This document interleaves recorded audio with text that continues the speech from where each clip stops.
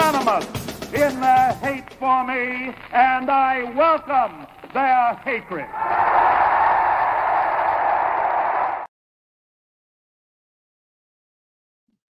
What is up, everybody?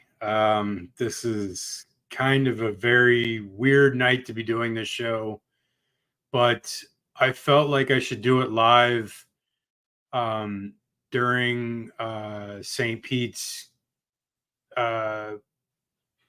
craziest hour that, in the history of the town, pretty much, because, it's very harrowing what they're going through right now. And I did have to work today, so I wanted to do it later anyways, but the show. So I also wanted to do it so that you out there, friends on Facebook, followers on Twitter, X, followers on Instagram, if you want to be a part of the show, hit me up. I'll have the chat running during the show. Comment. I'll send you the link if you want to join. And we can talk about what's going on and like just chat. Like I know this is a way for all of us right now. I'm 2,500 miles away from y'all, and I feel it. I've felt it the last couple of days. Um, that the community of St. Pete is going to go through a massive incident that will change the trajectory of the town, and it's very harrowing. And I'm struggling this far away to be able to see aunts and uncles, my parents, my brothers, cousins, lifelong friends, still there. And I'm thinking about you guys a lot, like a ton. All ever since Aline happened, I've been thinking about everybody, and it's a struggle, and I know it is. And what I'll do is I'm going to do the normal show, but if people want to come on and chat, talk about whatever, I'm down to do it. This is a open page, an open invitation to anyone out there on all the formats. Join, do whatever you want. If you just want to vent, you're stressed out, talk. Some people I haven't heard from in forever. If you want to talk and say what's up, I'm all about it. So with that, let's do the show. It's week 7, so a lot has transpired, obviously, with the big upsets that happened last week, which were a ton. Missouri lost, Alabama lost to Vandy, Tennessee lost to Arkansas. So there was a ton going on last week, but this week offers even more than what last week had, because there are several big time matchups, the least of which, going all the way from Iowa State, West Virginia to Kansas State, Colorado, to all the way up to Florida, Tennessee, to Penn State, USC, to Ohio State, Oregon, a 2-versus-3 matchup. You don't get those very rarely. A 1-versus-2. Oh, there's my brother. Go Noles, of course. He's got to say it, even though they're 1-5.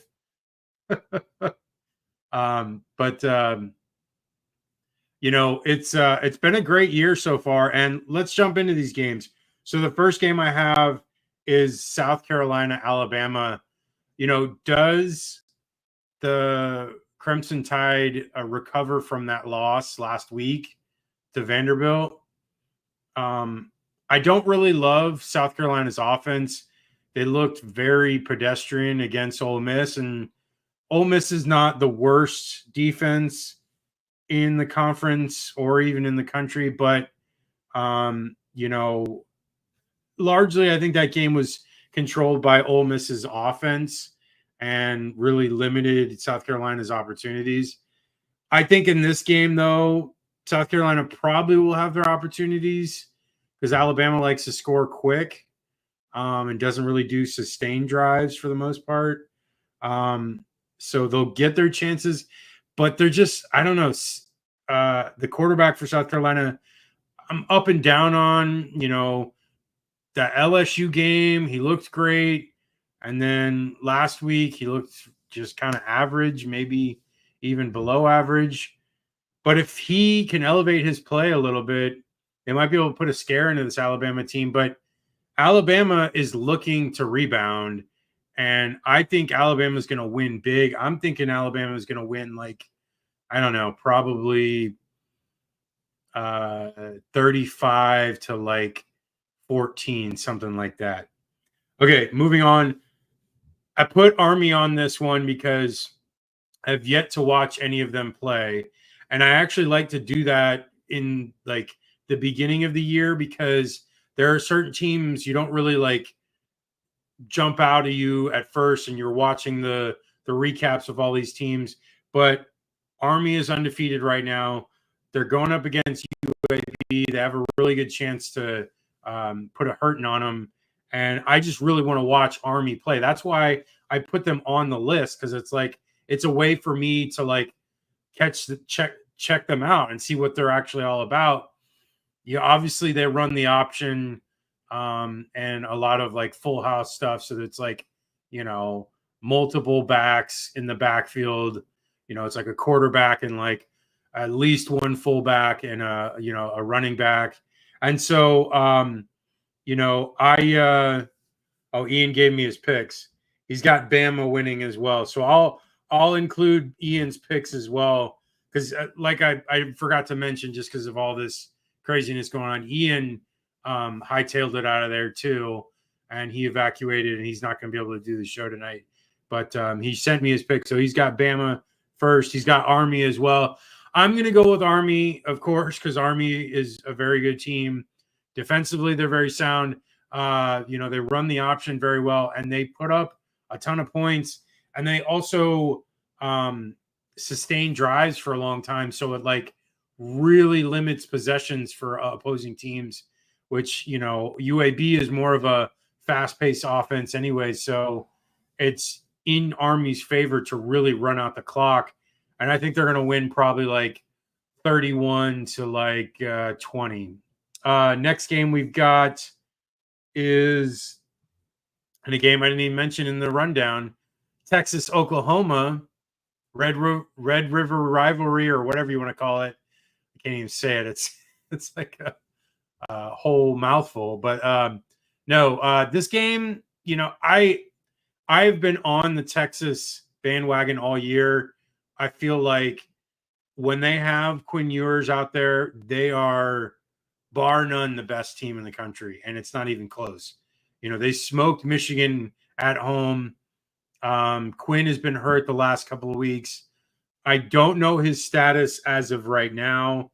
I'm actually going to look up while we are on talking about it. I don't like this Oklahoma team that much. I really don't. They looked really soft against Tennessee. The defense is strong, but the offense is just middling. They can't really throw the ball that well. They don't really do much at all good. But they did beat Tulane, which is a good victory. They beat Auburn, but Auburn is not good. And, I don't know. I don't expect Oklahoma to put up much of a fight in this game. I think it'll be close at first. So I'm seeing sources tell Quinn fully participated in practice this week and is 100% healthy heading into Red River rivalry. One person says that Ewers has been balling in practice. Okay, so it looks like he's going to play from what this is, but I mean, this is orangebloods.com, which who knows who they are. They have 38,000 followers, so maybe this is right. I don't know. We'll see. But no, I like Texas a lot. Their defense is super, and their offense with Quinn Ewers is top notch. So Right now the stats hold in that favor as well because Texas, running the ball 191 yards a game, that is ridiculous. Defensively, they hold teams to 106 yards a game, and passing wise, they hold teams to 121 yards a game. OU only 128 yards rushing and 169 yards passing, so very limited.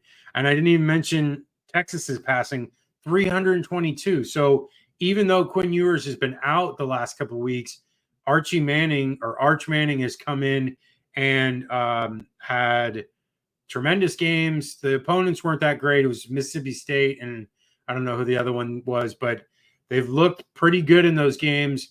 Now, this is a bigger opponent, obviously a rivalry game.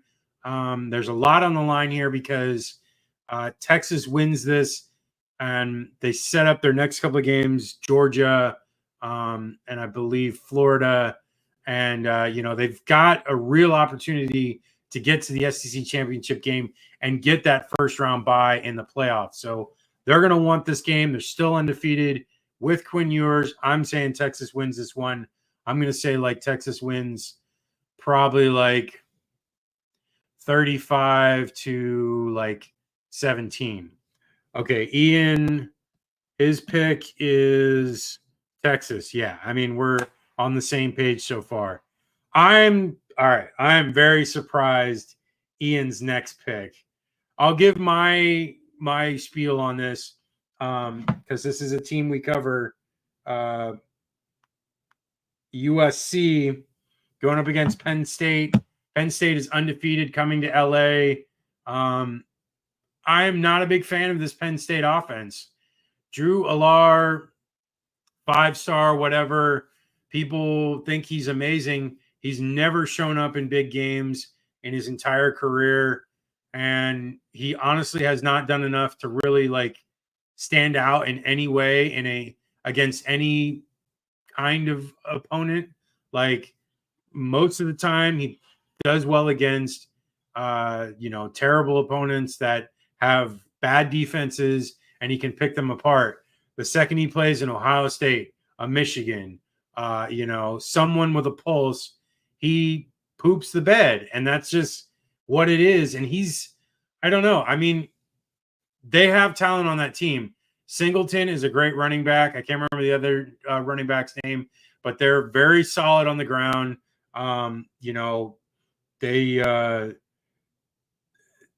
They limit defensively teams to 76 yards on the ground, 157 through the air. So that's top-notch defense.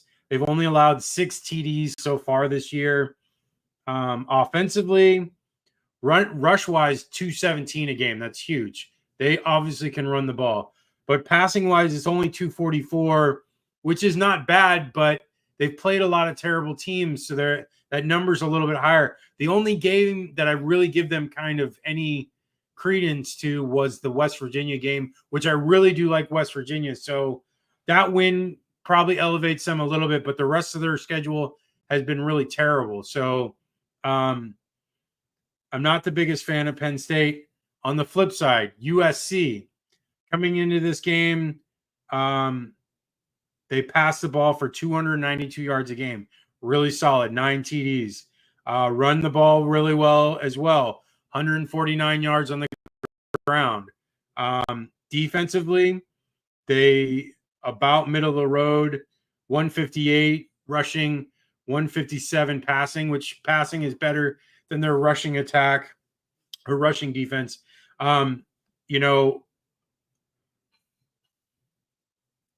USC has a lot to play for here. The season is not over. Yes, 2 losses, 5 years ago would have been the end of your season. But that is not 5 years. We're not 5 years ago. We're now in the expanded playoff. They have an opportunity here, especially with this game. And I've already beaten LSU. If they beat a team like Penn State, then you know what? They have everything to play for. And so that'll just move everything in the right direction. I know there's a lot of heat on Lincoln Riley right now and the team in general, but I feel like this team offensively is one of the best in the country with one of the best offensive minds. I like what they do to move the ball. Their offense is dynamic. They have a lot of great wide receivers. I feel like Penn State is not going to be able to stop them like they stop other terrible teams. I feel like USC is going to score at least 30 plus, and I don't think Penn State's going to be able to score more than like 24. So I'm going to go with like a 38-24 game. USC right back on track. And Ian even agrees with me. Ian has them as an upset as well. So USC doubly upset favored here by the Hater Radio crew.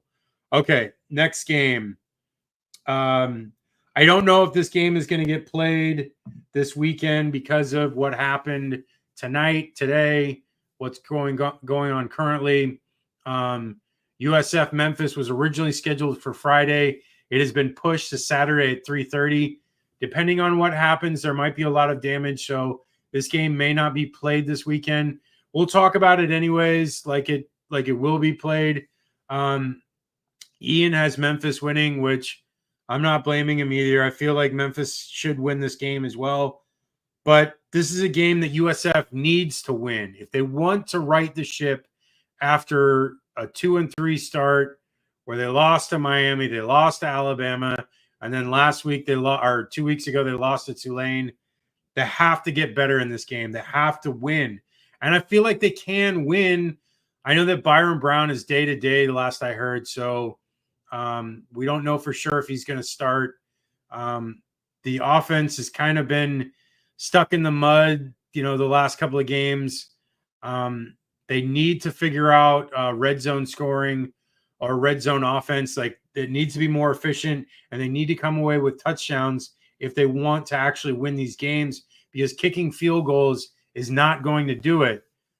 This Memphis team, all I really know about them, because I've only seen one recap of theirs this year, was their FSU game, which they looked okay in that game. I mean, it was kind of like a very low-scoring slog game where I think it was like 20-9 or something like that, or no, it was like 20-12, yeah. And they did enough on offense to be able to beat Florida State, but they gave Florida State plenty of chances. Florida State just kept shooting themselves in the foot. I don't know. I'm going to go with Memphis only because I feel like, I don't know, I just need more out of this USF team. I was expecting more this year, and we really haven't gotten it yet. Doesn't mean that the season's over, because like the schedule after this gets very easy, but it's definitely not as high of hopes that we had coming into this season that we've experienced the last couple of weeks. So I'm going to say USF loses probably, I don't know, probably 32 to like 24. Maybe it's a closer game where USF is in it for a while, and then Memphis scores late to go up 8, and then USF just can't finish, can't tie it up. Okay, moving on to Cal and Pitt. I chose this game because Pitt is undefeated, and I do want to see more of Pitt anyways. I've watched a little bit, but not a ton of their play, so I don't know too much about them. And surprise, surprise, Ian has picked Cal to win. I feel like Pitt can win this game because, Cal coming off that terrible loss to Miami where they were up 35-10 and then ended up losing by 1 point. Just a terrible way to lose. I feel like they're going to feel that coming into this week as well. Plus, they have to travel cross country, and I think it's going to take a lot out of them. I feel like Cal just doesn't have enough. I like their defense a lot. I really do. Cal's defense outside of the Miami game held every opponent they played to 14 points or less. Even in their loss to Florida State, they held Florida State to 14 points. So The defense is solid, and they played really well in the game against Miami. Just the offense kind of like, I think the game calling, the game offensive play calling was subpar second half on, or more like third quarter on for Cal, and that really hampered the defense, because if the offense had just kept putting the throttle down and going for the neck, that they would have had a chance to really keep the ball out of Miami's hands, and they probably would have won the game if they'd been more aggressive. But they kind of coasted and thought that they were just going to win this game by like just easing into the end of it, but obviously not. So I feel like Cal's going to lose this one. I think Pitt's going to win like 28-17. Okay, next game we've got Arizona BYU. BYU is undefeated. Now this game is interesting because Arizona has a very solid offense, and BYU really so far this year, what I've noticed of them is more of a mix of defense and special teams that really has been more opportunistic. And so that they've been able to take advantage of those situations, especially in that K-State game where they had like the last 5 minutes of that half and then like the first couple of minutes of the second half where they just poured it on them special teams wise and defensively. So I feel like they don't blow me away offensively, but they do enough on defense. But that's where I'm leaning towards what Ian has, because Ian has Arizona here, and I think Arizona might win this one as well. BYU has a lot to play for because undefeated have a chance to get to the Big 12 championship game, but Arizona is going to play spoiler here, and I got them winning probably like 28-24, close one, but Arizona does enough on offense to be able to beat them. Okay, next game, Florida, Tennessee. Now, coming into last couple of weeks, I've been very down on this team because I was upset with how things were going. You know, we were told that Billy Napier was doing all this and that to get the team to a certain point, and he was coming into year 3 and everything was turning the corner, and he has all his guys and blah, blah, blah, and all that garbage. And then Miami, they get blown out. And then Texas A&M game, they get blown out. And, you know, they looked good last week against UCF, but UCF is not very good. I mean, UCF may win 5 games at most at this point. And, you know, I just feel like there is a lot of optimism coming out of Gainesville this week. There's a lot of hope because Tennessee also lost. So you couple those together, Florida win, Tennessee loss, and it looks momentum-wise better for Florida in this case. I like Florida in this game a lot. I think that if they implement the same defensive scheme that they did last year against Tennessee, I like their chances. I think Nico is a redshirt freshman that I don't trust that much right now. He did not look that great against Oklahoma. He had like 1 or 2 really good throws, but outside that, I didn't really like his game that much. And then his game against Arkansas was kind of ugly. And, you know, that especially that ending where he just doesn't even know what he's doing and goes out of bounds instead of throwing it to the end zone because it was the last play of the game. But Tennessee's defense is really good. And that's what I think a lot of people don't realize. Probably one of the best defenses in the country. Second best defense, 227 yards allowed total. So that's really good. That is low numbers. Now, the offenses they've played have been putrid. NC State didn't have McCall the whole game, and NC State's looked really bad. You know, I knew that coming in because of the West Carolina game where they looked terrible there, and then they got smoked against Clemson as well. Oklahoma offensively is very subpar. And then Arkansas, I will say that's probably their best test so far because I really do like the Arkansas offense. I like Green for Arkansas, their quarterback. I think he's effective, and I think he did well against Tennessee, and that's why I picked them to have that upset. Now, coming into this game, you know, Graham Mertz, more than likely going to start like what has been the last couple of weeks. DJ Lagway probably getting the 2-for-1 where he gets the third drive. And they're going to probably keep that the whole game. And I don't know if that's necessarily the right move. At this point, like, I really do appreciate what Graham Mertz has done for the team and done for the school. And he's played very well, but it's like I've said before, I just really want to see DJ Lagway. His ceiling is way higher and his floor is really high as well. So it's like I would rather take my chances with a kid with that high of a ceiling because, he could end up throwing for 350, 400 yards against Tennessee. We don't know.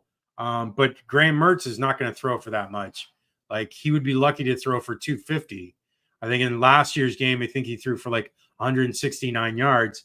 But defensively for Florida, I like what they did last week, and I like what they did last year against Tennessee. So if they can continue that trend, their run fits were really good, and the run defense, and the coverage, their UCF doesn't have the greatest passing attack. So, Florida was able to really take advantage of that. But Jason Marshall had a great game, and Bryce Thornton had a really good game in coverage. Aaron Gates, it was pretty solid secondary wise for Florida, and even linebacking core as well. Like, the whole defense played their best game so far this year. And a lot of people think it's because Austin Armstrong was the coordinator more so this game and was actually deciding the play calling. But who knows? I feel like if they can keep what they had last week, they have an opportunity to play really strong in this game. And I think they have a shot. But I still think Tennessee's going to win. It's in Neyland Stadium in Tennessee, in Knoxville. So I feel like Tennessee's going to win. Ian's got Tennessee as well.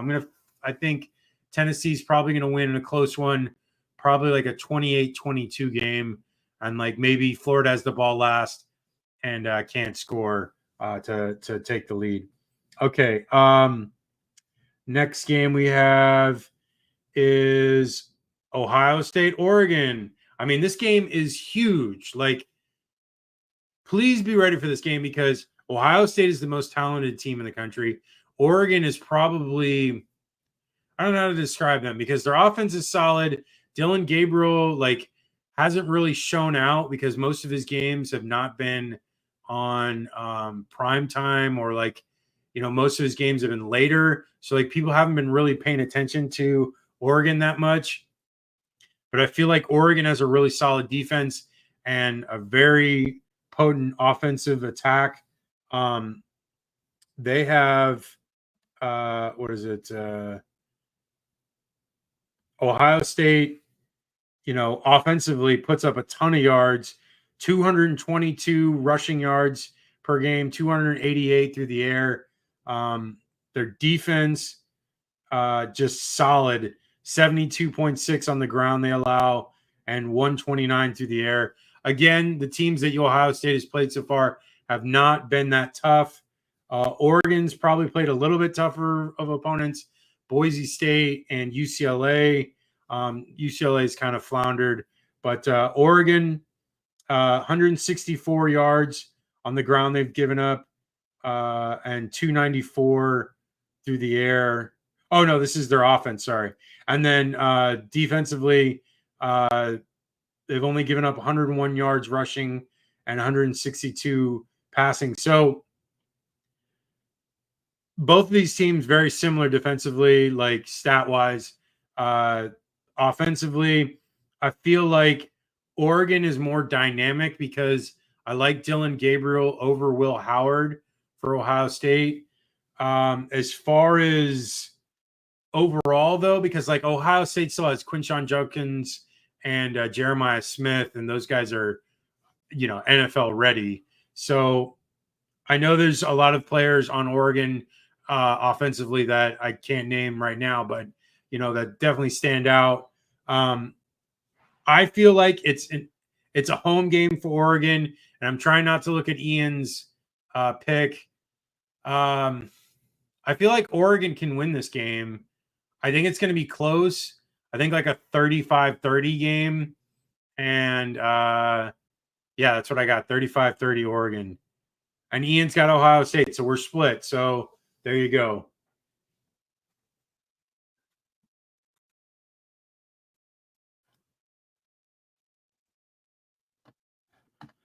Somebody says, "Hey, bro, I don't know who this is." Let me see if I can comment back to him. Tell me your name, bro. I don't know who you are. It's a weird username.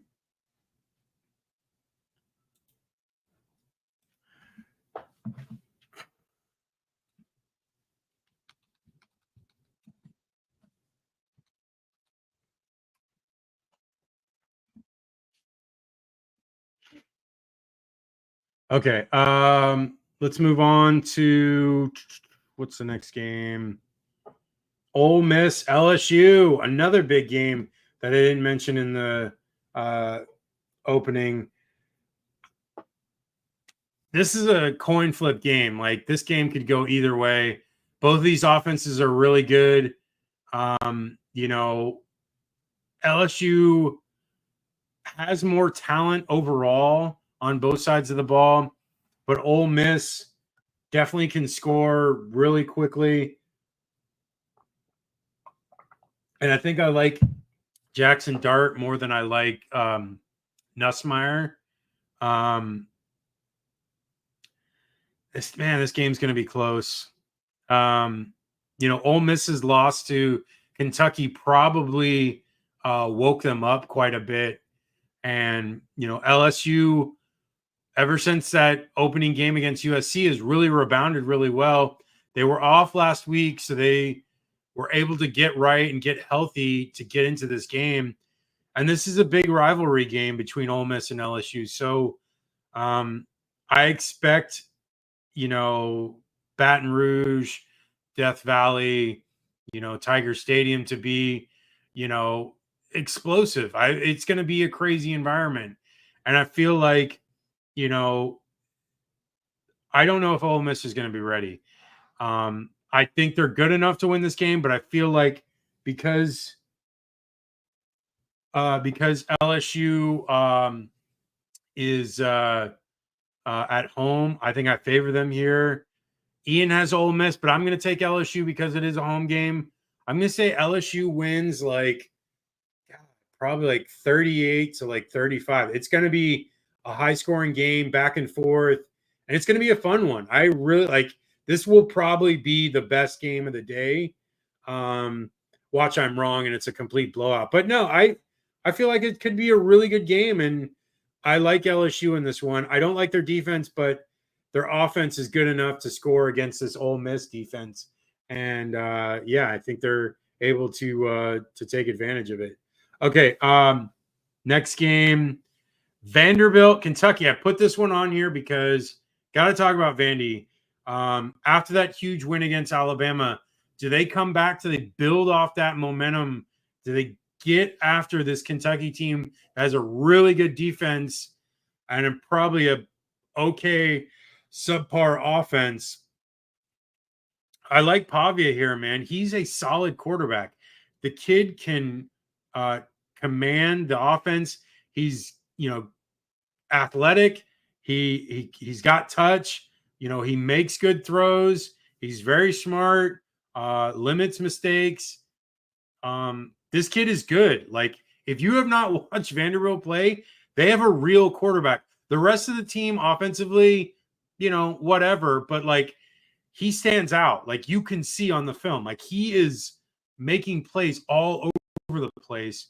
And the defense is sound. So like I can see Vanderbilt holding Kentucky to like 17 points or less. And I feel like Vandy's going to score like at least 24, maybe 28. So I'm going to go Vanderbilt, and Ian's going Vanderbilt as well. 24-15. That's what I got. Okay. Someone just said just bumping the numbers. I appreciate that. I do appreciate that. Whoever you are. Yeah, thanks, man. But yeah. Next one. Iowa State, West Virginia. I love this game because these two teams don't get talked a lot about in playoff talk, especially Iowa State, whatever reason, it's just there's not a lot of publicity about them like ever. And they've been really solid the last 5-7 years with Matt Campbell being the head coach. And this team is good. Rocco Becht is a solid quarterback. He can make plays. He's not amazing, but he's definitely good enough. And the rest of the team is really solid. I really like Garrett Green and the offense with West Virginia, though. I'm a big fan of theirs. They lost those games against Penn State and Pitt, but you know what? Penn State and Pitt are undefeated. So, those are not terrible losses. And they didn't look like dog crap in those games. They were competitive. And I like West Virginia in this game. Ian does too. I like West Virginia. I'm going to say like a 34 to 24 game. All right, next one. Minnesota, UCLA. One of the other teams we cover USC, USF in Tampa, and Florida besides UCLA. So UCLA, Minnesota. Minnesota played USC last week, wins. Now they have to come back and fly to LA to play UCLA. A lot of these Big Ten teams, they're getting that one team from LA where at their place and then having to travel to LA and then the flip flop. Or the inverse of that. It's their whole both USC and UCLA schedule completely mirrors of each other, which is funny. So UCLA finally made the change. Justin Martin is the quarterback. He looked better in the game. It was not completely out of reach against Penn State for most of that game. Not until the end of the third quarter. But he commands the offense better. He's more athletic than Garbers, and Garbers was just making too many interceptions. You can't have that. You cannot, especially a team like this where relies more on their defense. If you can hold on to the ball, make less mistakes, you have a better opportunity of winning these games. I'm going to go with Minnesota here, though, and Ian did too. I feel like Minnesota is riding high right now. They beat USC, which I feel like is a really good team, and I feel like they're going to dominate UCLA. It's going to be a 34-17 game, and but maybe UCLA will surprise me. Maybe Justin Martin has a game at home and he really takes off and they win 24-20. But right now I feel like Minnesota is a better team and they'll take advantage of the situation. UCLA, though, figuring things out, maybe playing for next year, considering I think they're either 1-4 or 1-5, which not a good start. Definitely not a good start. All right, last couple of games. Actually, last game, Kansas State, Colorado. I don't like the media hype behind Colorado. I realize there's talent there. Shedeur Sanders is obviously very talented. Travis Hunter is one of the most amazing two-way players we've ever seen. Some of the receivers for Colorado I like. Defensively, I'm not the biggest fan of Colorado as a whole. But I like this K-State team, though. I like this K-State team a lot. Avery Johnson is very fast and very athletic, and he has a really good command of this offense. He's very efficient, very accurate. They run the ball very well. I like this K-State team a ton. I feel like K-State is one of those teams that's just flying under the radar. They lost to BYU, so it was they're not undefeated. But honestly, BYU is a really good team right now, and it's not a terrible loss. So I feel like K-State can really put the country on notice if they win this game. Ian has K-State winning. I have K-State winning. I feel like K-State's going to win probably 34 to 20. So that is the show. If anyone, I know there's 22 of you. If anyone wants to come on, I can send you the link and we can talk. We can talk about the hurricane. We can talk about what's going on in St. Pete. anyone on the west coast of Florida, if you want to talk, let me know. I'm here. I did most of the show as just a traditional show, but I mean, this is it. Like, I can sit here and stay up here talking right now. So comment in the thread if you want it. I'll send it out to you guys. I'm going to stay here for a little bit. I lived in St. Pete for 30 years of my life, 34 years of my life. And I moved out to LA after that. And, I loved St. Pete. I love coming back there. And, I hate seeing what's going on. There's nothing we can do. This is out of our control. And I'm just hoping that the city comes through relatively unscathed, which I know it's not going to be possible considering the storm surge is really significant. And I'm just hoping for the best. And, I love all of you all there, all my family and friends. I had people talking to me today at work, and I was like, it's literally 90% of the people I know in this world live in those areas, even north to, Weeki Wachee, all the way south to all my teammates that played for Southwest Florida Gladiators, in Sarasota, Bradenton area. And I know so many people that live up and down the area, and it's just a shame because I know you guys are hurting right now, and I'm glad I could be on here tonight to be able to talk to you about this. Anyone want to talk, let me know. I'll put you on. Just all you have to do is send the link. You can get on with your camera phone on your phone. It's real easy. If you want to talk, it's up to you. I'm going to leave it on for like another 10 minutes while I sit here and talk. But my wife's going out there crazy because the Dodgers are playing. So I don't even know the score. I hope they're winning because she's going to be upset if they lose. But no, it's my brother was telling my mom that the last 10 days has been on rescue missions, helping people and helping people when they're flooding at their houses, and then helping help move stuff out of people's houses. And I'm all the guys and gals that I know that have been dealing with it, and just everybody, family members, whatnot. And it's been crazy. Helene was a very terrible hurricane, and it's just it's very disheartening what we're all seeing right now, what's going on. And I care for you all a ton, and I want to see us get through this, and hopefully whatever happens that we come out of this even better than before.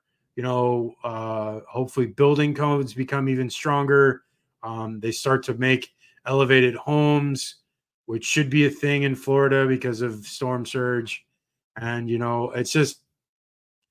it is not the end of the world. It is just it's just a temporary setback. And I feel like St. Pete is very strong, and all of you are very stubborn, just like I am.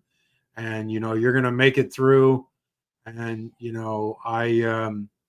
I'm grateful for you all, for all your friendship, for all my family, and for all of you guys.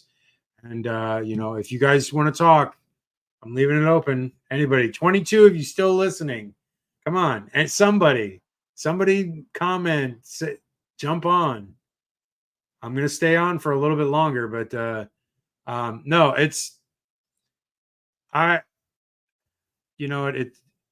all I can say is I'm hoping for you guys. I'm praying for y'all. Hopefully we can get through this. And, I